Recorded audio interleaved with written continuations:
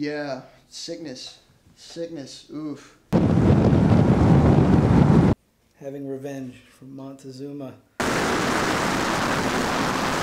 And the smell just hit me.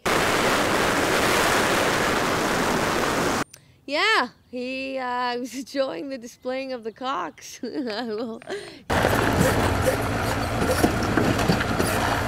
I want to see a cockfight. I don't have any problem seeing a cockfight.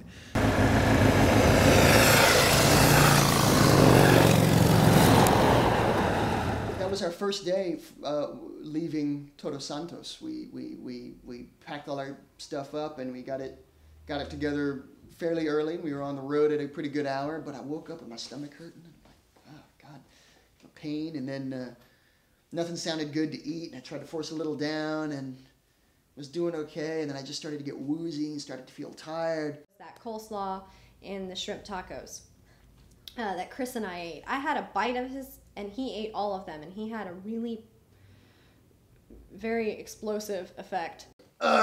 Just heaved until I was dry, and I was still heaving. I just have to curl up, and then Michelle, just before we were gonna leave, Michelle finally had the stomach problem catch up with her, and she hurled all over that. And I rolled up right as she was finishing, and it's kind of dripping from her mouth, and there's a huge splatter of it on the asphalt, and she's just pea green. She looks like a ghost.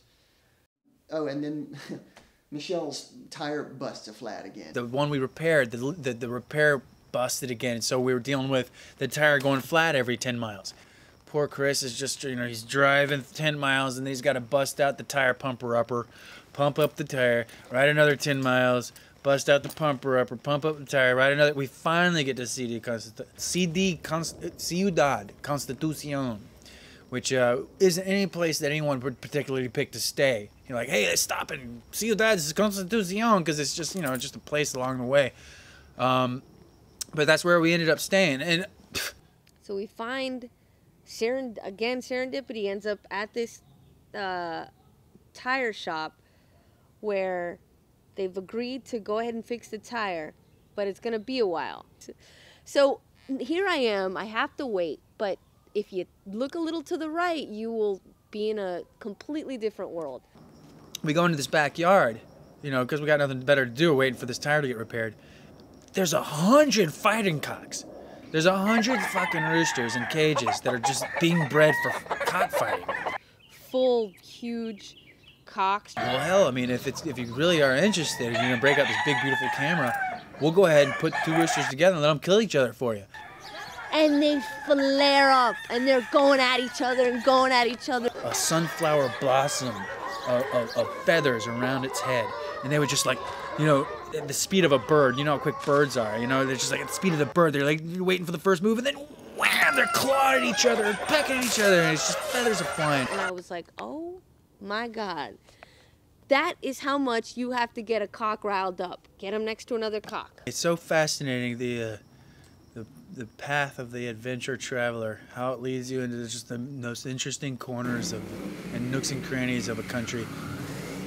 Something else. And you know what? We wouldn't have even been there if it weren't for them getting sick, if it weren't for their tire being, you know, damaged, if it weren't for the obstacles that we were having to overcome, we would have seen that cock farm. And that was, I think, you know, a rare treat. The cock farm. We are human beings, and we are composed of water, and we're composed of salt, and we are salt of the earth. Mexico is salt of the earth. California is salt of the earth. It can be used in a lot of different ways. The way that we use that is sort of like it's down home. It's real. There's no fluff to it. There's no fancy name for it. It's just, it is what it is.